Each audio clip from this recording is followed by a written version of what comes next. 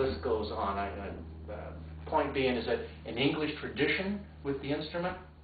coming into the Appalachian Mountains, being born more or less between, most people think between 1860 and 1890, somehow the first dulcimer started showing up, and much, much, much later in this blog sense, when I'm talking about the history of the instrument as a specific thing, we'll get into some of the theories about how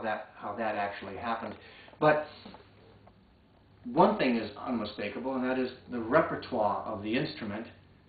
came essentially from the British Isles and settled into the Elizabethan culture of the Appalachian Mountains, and that culture then absorbed it, reformed it, and began writing songs that were indigenous to the culture. An interesting historical footnote is that if you know about your history and the sort of the Reformation, both in music and in art, and the Renaissance that was experienced, the dulcimer, which is a diatonic instrument, is almost a 200, maybe 250-year throwback to a pre-chromatic time in music, and yet there it was, holding its own and showing back up in the Appalachian Mountains and being played with the fiddles and guitars. But truthfully, most oftentimes it was a solo instrument, an accompanied instrument, and an instrument that